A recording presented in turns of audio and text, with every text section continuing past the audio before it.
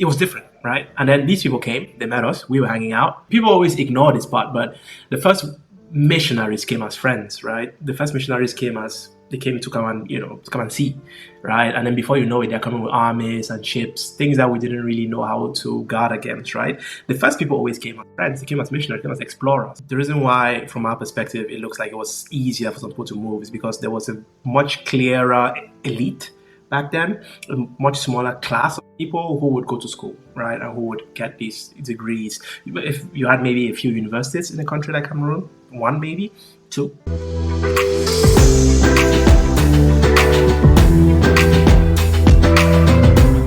Hi everybody, welcome once more to the Immigrant Help channel, and today I have the pleasure of Shane once more with us. You watched the video we did the last time, Shane joining me in Düsseldorf. Before we proceed, I'd like to let you know that today's topic is very important. We're going to start with a bit of background about us, where we came from, where we are today, but most importantly, we're taking things back to the root where we came from. And why are we where we are today? And potentially, why are you where you are today? And why are you thinking about what you're thinking about right now? I'm going to let Shane introduce himself briefly, and then we get into the topic of today, which is why are we poor in Africa? Are we actually poor? We'll find out. Most people around the world would say we're quite poor, but yeah, there's a bit of nuance to it, right? But anyway, yeah, Mike, I'm always happy to talk. I'm very glad to be here. The last video did quite well. What's more fun if you've had fun once before? So a bit about myself again. So Shane moved to Germany 11 years ago, and these days I live in the Netherlands, not very far from Germany still. Yeah, my background in economics and computer science, and just a particular liking for these topics, right? We've talked about that, macroeconomics and our situation in the world as Africans. Well, just for people who are learning about this for the first time, I moved to Germany back in 2014. Yeah, 10 years plus now. My background is more from the molecular life science side initially until I switched to tech about 5 to 6 years ago. One thing that brings Shane and I together is just really understanding the ecosystem that we are in. So we are here living in Europe. I'm in Germany, Shane is switching between the Netherlands and Germany, and we are building something within the migration space to make it seamless for people to move globally. But why we do this, we still ask ourselves, why exactly are we moving, or why did we even move in the first place? I'll start with myself first, and then Shane can also go. Yeah, just back in 2012, after my bachelor's degree, I wanted more for myself, It's like, okay, bachelor's degree done, but what else? Frankly speaking, the reason for me to move abroad was just out of curiosity. I wanted to know what's happening on the other side of the world. I had a job then working as a sales representative. It was okay, but I was just curious. I didn't want to settle for whatever I had. I wanted to further my studies, but most importantly, I wanted to see what's happening on the other side of the world. And I think deep down, I wanted to have the opportunity to move around. If I wanted to be here, I could be here. If I wanted to go elsewhere, I could also go elsewhere. And that was where everything came from. How about you, Shane? What was it like for you? What made you to move? Yeah, so there is something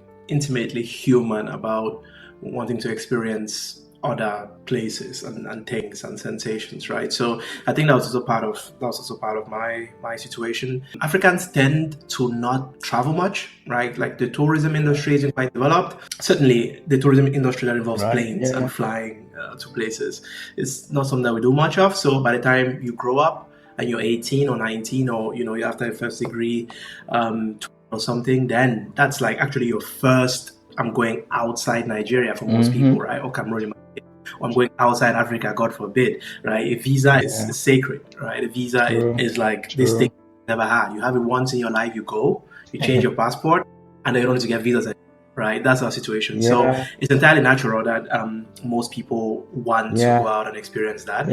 In my case, as a child, I did travel with my dad. I spent some time in the US as a child, visited a few people around. So my mom died when I was quite young. I was 5 when she died. So it was my dad and myself. And so he wanted me to remain in Cameroon and have a Cameroon education and be close to him, right? Which I'm still very, very, very grateful for. So I think that was the good choice. What happened after that? I think moving to Germany instead of the US. I'm still not too sure. You never quite know how these things. Maybe I would be dead if I had moved to the US, right? But something just tells me that given my my sensibilities, given my interest, given my ambition, my drive, the way I see things, that the US might have been more conducive. No. But anyway, we're here, we're where we Yeah, are. yeah, We make the best of it. So I moved because I wanted, just like you, I wanted higher stakes, right? I wanted to be in a place where I can sort of push. I wanted to compete or be amongst the best, right? At that time I thought this was the best. It's not. The US is the best, right? At yeah, that time I thought this was like, but it turns out, the US is the Champions League, right? The US is where people really push themselves to be, yeah, the best that they can become, which is something I do every day here, right? But I look around me here in yeah, Europe, Germany, especially more than the Netherlands, and it might sound conceited, but I don't really feel like there's many people around me striving in any way. Everybody's on vacation. If you're doing B2B sales, if I brought my co-founder yeah, here for Work Abroad, put yeah, him here, if he tells you the way the month of May, we're in June now, the month of May is, if you're trying to sell to businesses in Germany, like the May, forget about May, right? There's public holiday, take 2 weeks, public holiday, June the same. So that's what we are in. And then again, it doesn't end there. You have August. Everybody's gone in August, right? Because summer or July. From the other perspective, Americans know that, right? People from outside know that. People from Asia know that, right? Like, okay, the whole of Europe, or certainly Germany, and less so, but still the Netherlands and the rest of Europe is off in summer, basically. And it makes everything slow. I mean, we have deals in the pipeline that take a year, right? It's difficult. But yes, back then I thought I was looking to experience something else, which, tying back to the point I made earlier, Africans don't travel much, so you don't really experience much else, right? Until you're major.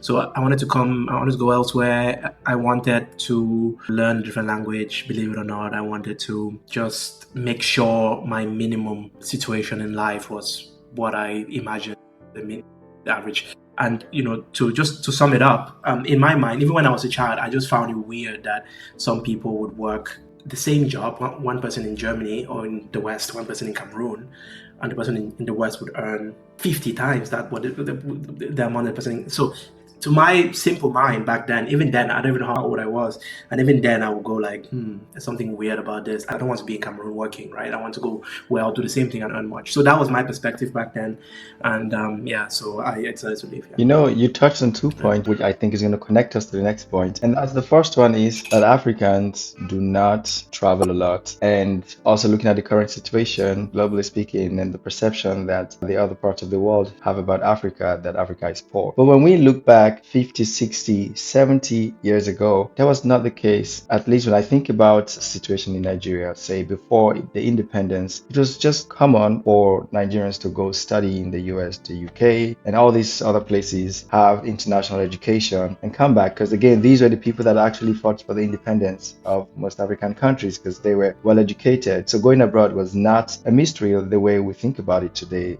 and definitely was not like an escape route that you have to just escape. And then, still on that point, the countries were so rich. I give an example. The minimum wage back before the independence and maybe shortly after the independence, the equivalence was more than $2,000, if I recall that correctly. So 2,000 USD. That was the minimum wage that you earned in Nigeria back then. And this was when you convert the naira to USD, not like they were paid in USD. But today, it's not just the reverse, but it's like way downside when you convert the same amounts to the same USD. And then you just see how things depreciated from back then until now. And then it just brings the question, why? There are two things here: that access to the global space and also economic value that the country or the continent is outputting, which then makes me wonder, just the whole depreciation from that time until now. Whereas today we tend to talk about globalization, more access, globally speaking, and all that. It's just bringing everything more to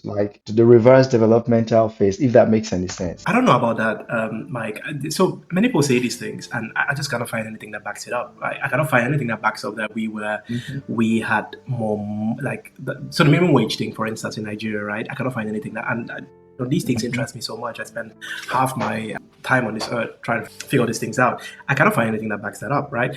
Now, as for traveling, the reason why it was so much clearer for some people, it would appear looking back, because you always need to remember that, right? We're looking backwards.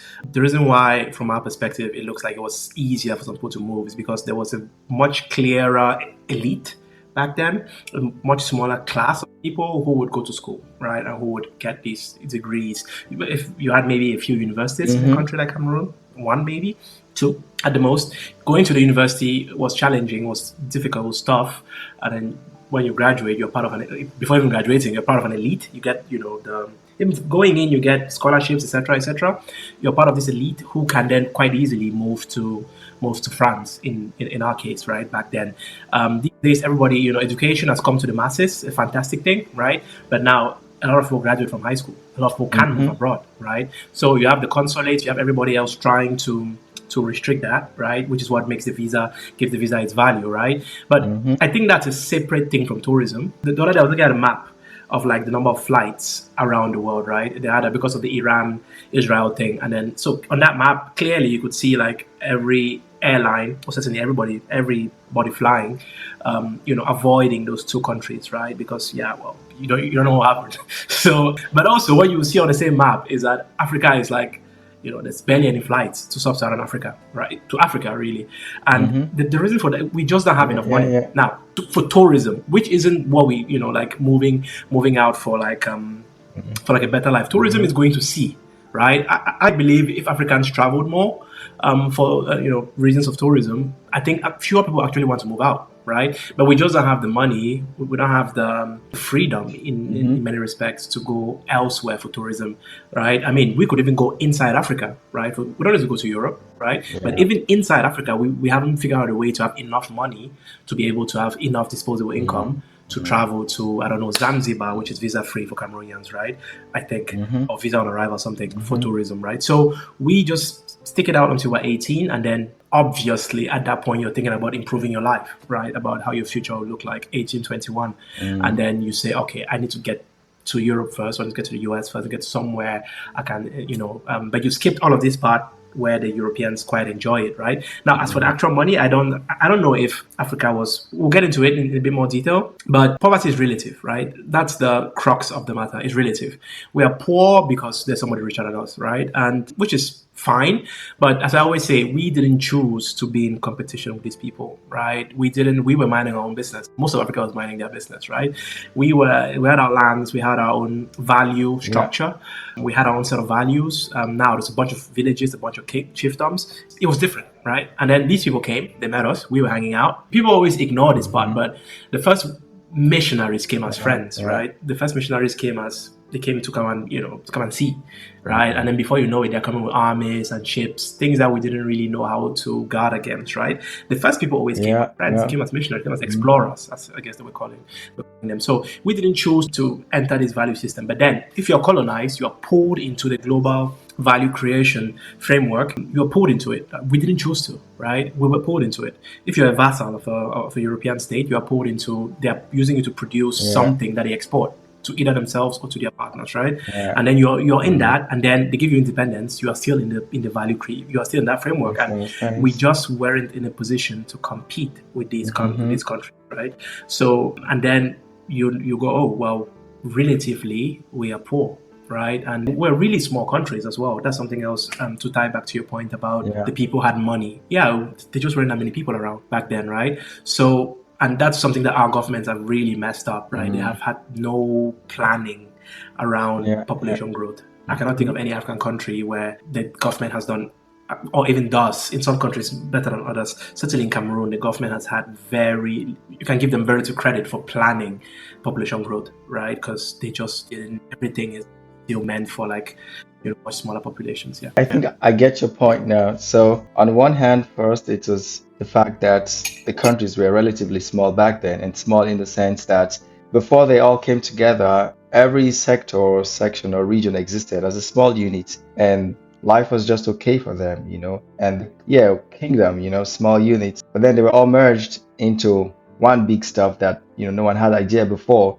So, which now also brings back the question, are they poor or not? Because, yeah, poverty is relative. It's like you can live in your own space, have your own stuff, do your own things, and you're just okay. But then when being compared to other people, then you're in trouble, you know? And I think that's actually a fair point. And then going back also to the fact that the population of the continent grew And there were no preparations for that. Because if you look also back then, it looked like the standard of living was great. Yeah, it was relative to a few people compared to today. So the people Yeah. kept increasing, but there are no provisions, to make up for Right. this, yeah, increasing population. But Right. when you think about it today, that's both like our strength and our weakness because it's that population growth that kind of positions the continent as where everything is shifting today. At least that's what it's been said, that the Yeah. future is in Africa. But it's still the same population that also makes the continent to be Yeah. considered as relatively poor. This kind of leads me to the next point, which is this a question of ignorance? Why the continent is the way it is today? Because when we think about the status of the continent, I think the strength is there regarding the human resources. Then there's also the government. And then that brings the question,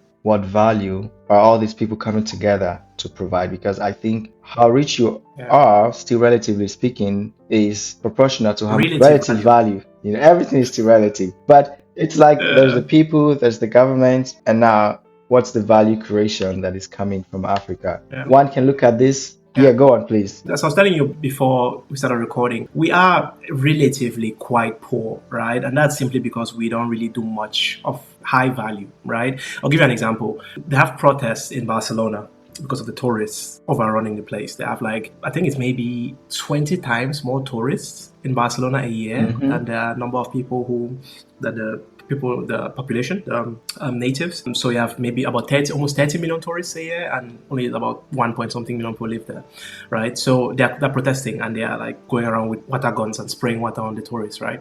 So now with Spain, I love Southern Europe because it's a good example of what I think Africa could maybe compete with. So the entirety of Spain, so about a quarter of or 15% of Spain's economy is tourism, right? Spain and Italy are basically a massive resort, right? People from the US, people from Central and Western Europe just go there and have a nice time, right? That's how they live. You have a bit of industry in those countries, but for the most part, everybody thinks of Spain, they think of tourism, right? So they do it really well. You have amazing hotels, you have amazing resorts, you have amazing weather, you have great people, great hosts, etc., etc.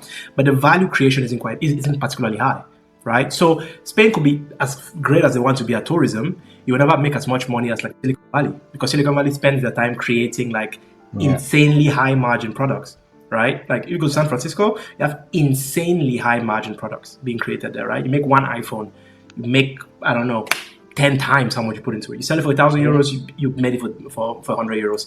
Whereas in Spain, you have an Airbnb thing going. The wages of the people that you pay make up 95% of the cost or whatever the client is paying you. There is very little left Yeah. over, right? So that's one of the major issues that we have. We don't really do much that creates a lot of value. And I think our leaders have to be creative about the way they approach these things. I really do. I just don't see any other way.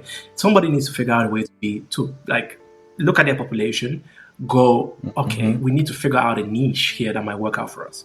I think some have started doing that. Yeah. I think Tanzania have sort of gone down this tourism thing. They are going down that. It's better than what they had before, Mm-hmm. but it's still not a very high marginal value economic activity. It's better life, but it's nothing Mm-hmm. crazy. I think we need to figure out. I've always thought for Cameroon, for instance, I've thought if you make me some kind of minister or president of Cameroon, I would need Mm-hmm. to figure out something really. It could be accounting, it could be something. Just figure out a way to get the smartest people in your country to just become amazing accountants or bookkeepers or something. You have to figure something out, True. right? And accounting is one of those things, just like information technology, where it's already being Mm-hmm. outsourced quite a bit. Mm-hmm. You need to figure something out. You need to figure out a way. You want to be manufacturing because Asia is still much Mm-hmm. cheaper, much more affordable. But you need to figure out, as an African leader, something that can provide enough value where there's enough left over for people to make a lot more money, right? That's my take on it. Yeah. Let's talk about what people ignore when they compare Africa to other nations or to other continents and say Africa is Yeah. poor. We have this note about what the economists usually ignore, and you've touched on them a bit about Yeah. the value system and also the historical perspective and all that. Could you touch on that briefly, like what people do not see when they make this comparison, or when we ourselves also think that Yeah. Africa is poor? That's a very important distinction you made at the end there, because you tend to see yourselves through the eyes of whoever's reporting, right? So, and that's how we look at ourselves. Yeah, And even better other examples I people. will give you that do not fit in the scope Yeah. of this episode. But first things first, we had slightly different value systems, right? And I'm glad that in our own countries, in Africa itself, there are still some people who would remind others of that, right? As in Cameroon, this is very common. Yeah. They say it in French, but translated, it's, the wealth of a Bantu is about the size of his compound, not how much is in his bank account, right? And that used to be more literal than it is these days, right? A few generations ago, that was literally the case. These days, it's more of a figurative thing, and it's more like, okay, well, you still need money, you still need, but a few generations ago, Right. that was very much the case, where a person would Hmm. prefer to have 3 wives and be poorer as a result, and like 8 children or something, than to have what people in the West optimize for, where they'll go, okay, I have 2 children or 1 child, so we can spend more time working.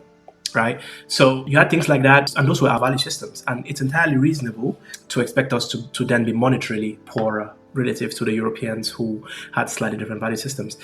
Now they are Hmm. wealthier these days. Another example is like women Hmm. participation in the workforce in Europe. Women have worked a lot more. So, and that's part of the reason why the Western countries today are wealthier than they were 2 generations. Women participate. Automation is the major one, right? Of course, but female participation in the labor force has increased productivity quite a bit, right? All of these things play a part. We didn't have that for us women, and it's entirely rational. Those are our value systems. There's nothing wrong with that. The problem comes when you're pulled into a different person's value system, right? And you have to compete with that person, and then you're like, it's what can you do? All right. So, and then we have been playing catch up. We've been playing catch up. We're playing catch up. Someday things will change. Of course, these things always do. But for the meantime, and for the period in which you and I were born, my God, it's not great for us in Hmm. comparison to others. Yeah. Yeah. I think it's really important that people know this because, again, most of the things that we see and chase in life are relative, and everyone needs to ask themselves, what do you actually Yeah. want for yourself? Because it all goes back to who you are. But now, so what's the way forward? Because it seems like the value system itself has evolved. Where do we stand today? We know what it used to be before, and today it just feels like we were dragged into something that we did Yeah. not ask for, and somehow we find ourselves in that position.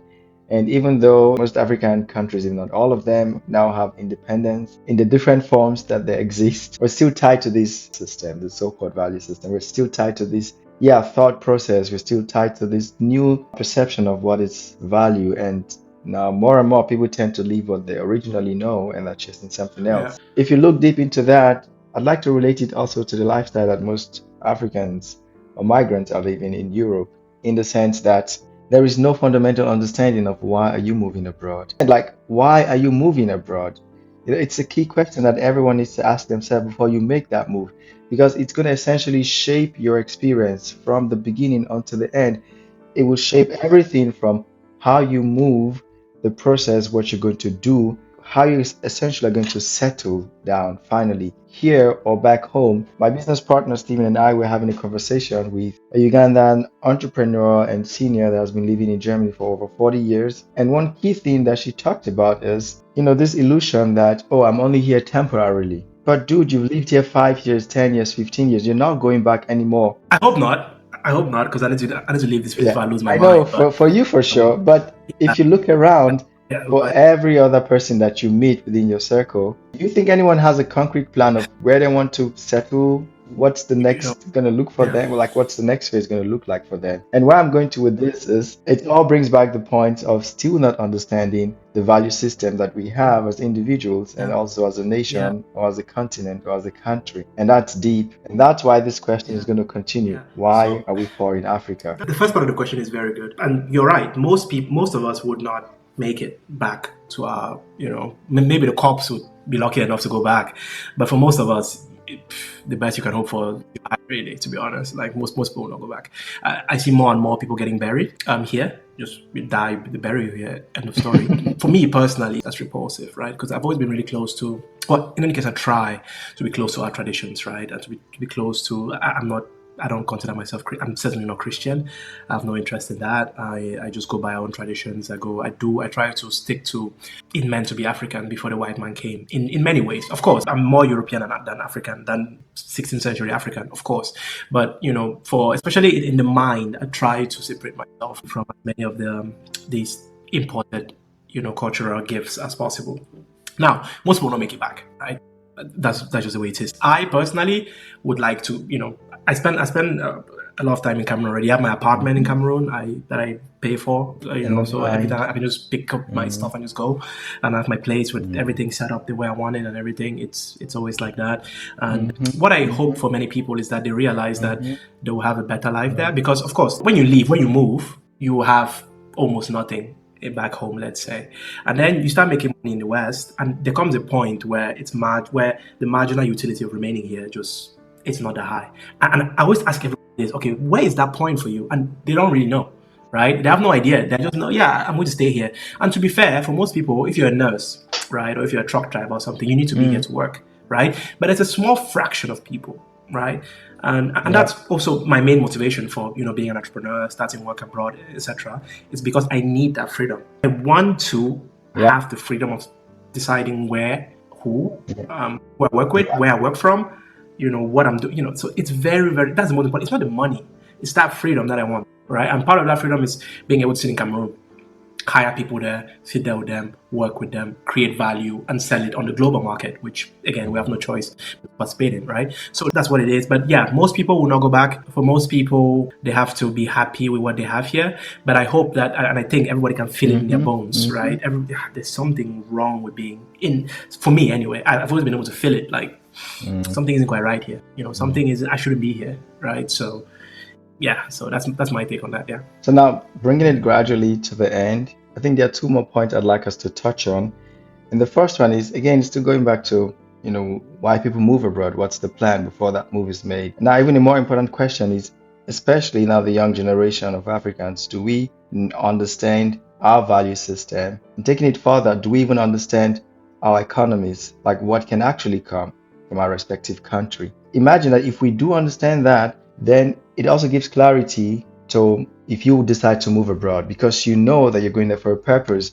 You want to do this, tack, tack, tack, tack, and you're back into the system. You understand? Absolutely. But Correct. then if this Absolutely. fundamental understanding is not there, then you're just like in one open space and you just keep going and going and going. I'm sincerely hoping Correct. that this conversation can actually get one or two people thinking about understanding, the economies of our respective countries. Because if we do, also regardless of how long you've stayed abroad, it could also begin to help you to, again, going back to your point, the marginal utility. Then you understand it, like what are you gaining here and what are you going to gain back there? And maybe this will begin to change the mindset of the people.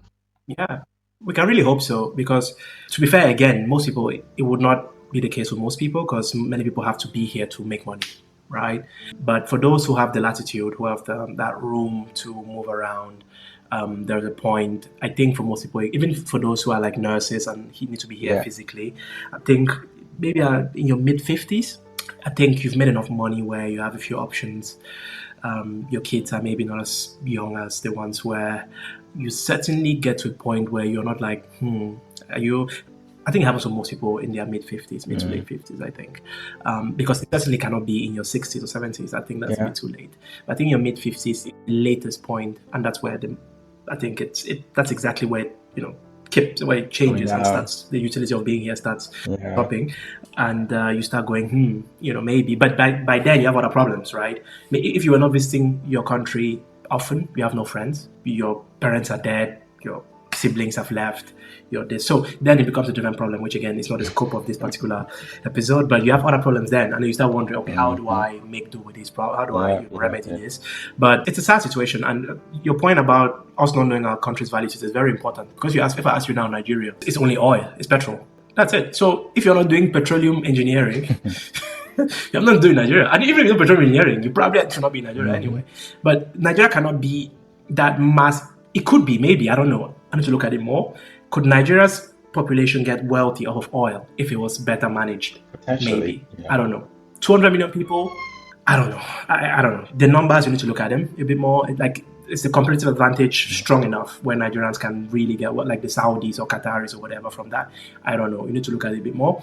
But in Cameroon, for sure, we don't have enough oil, I wouldn't say, based on what we know now. So maybe we will do the tourism thing. The only other thing that you have left are the people, Yeah. right? Human resources. Turn them into accountants. Turn them into, I don't know, figure something out where they can create value that they can sell on the global stage and make enough money to become, a really firm upper Yeah. middle class or Yeah. middle Yeah. class. So Yeah. yeah, Yeah. that's the thing. What do you think that we need to know to begin to shift our mindsets to start thinking really about the kind of value that we can create. But I think for me, fundamentally, it's understanding who we are and then being able to answer that question of why are we poor in Africa or why is Africa poor? Because that's the question that is presented to both people who are in Africa and also people who are here. Because the way you're seen here is Yeah, also where you come poor. from, you're poor, I go on the street every time, and then, someone sees me, a white lady sees me, and sees me and my son, and then they admire, oh, it's so cute, it's so that. And my son is actually doing one project of this in Senegal. Where are you from? And you see this kind of comparison, this kind of thought. What do Of you course. think that needs to happen for this mindset to begin to change, primarily from us as Africans, and so that the world also gets to see it? I think you cannot really fake it. I don't think you can fake money or wealth, right? We are poor, we are relatively, and that's just the way it is, right? So, as I said, the only thing that what would maybe flip that is if our countries actually started being Yeah. productive. Something that would help massively is if they all got together. That would be a massive Hmm. difference. But we are very, very far from that. And as you mentioned at the beginning of the recording, you have so much foreign Yeah. interference. There's nobody in Europe who has anything to gain from Africa becoming a unified state or unified or some kind of federal. There's nobody in the entirety of Europe who would like that, right? The EU people will not like it. The UN people will not like it. Do you know the African Union actually has like European represent? So the African Union is part financed by the European Yeah. Union. I mean, the whole thing is just And then the so US, yeah, of course. and It's then the like I US. think it's maybe even more than 50% of their financing comes from the European Union or some other world body. So I mean, the whole construct of it is messed up. But we need to figure out a way, like the Chinese did. And there aren't actually that many people. I think we talked about that before. There aren't actually that Hmm. many countries who have gone from Yeah. poverty to wealth. It's almost impossible. It doesn't happen. It hasn't happened yet. In any case, the only people who have gone from what someone consider abject poverty to wealth are people who discovered oil. And it turns out there were a few of them, right? Or discovered some other crazy. But everybody there now is a bonzen, as they call it. Everybody there now, it happened like a decade ago. Like I think Hmm. 2012, they discovered everybody there now just became like nobody needs to work anymore, right? Those are the only cases where people have gone from poverty to wealth, like complete, right? And you have very few others like China, who did that based on work, but it almost doesn't happen in the Yeah. world, right? And it's only 200 countries. We would have noticed if it had happened, right? So we need to figure something out really quickly Mhm. because the current immigration rates are just that cannot be healthy, right? It's happened elsewhere, but we need to figure something out quickly where people can at least have a decent life, right? We'll probably not be as wealthy as the Europeans are in the short term or in the medium term, but we need to figure Hmm. out, or the government have to figure out a way to just block people from something needs to happen, and I think it will happen, where Yeah. people can at least have a comfortable middle class life in these countries, right? And then choose to stay there. As for us in the diaspora, Well, we keep hosting a podcast and talking about it at least. your children are going to be European more. There's a lot less we Yeah. can do, I think, apart from do our best to take our knowledge back, resources back, and try to create opportunity for Yeah. a few people. But I think for sure Yeah. one key place to start from would be, having the right network and having conversations like this. So if you're watching or listening to Yeah. this from wherever, what do you think? Do you think Africa is poor?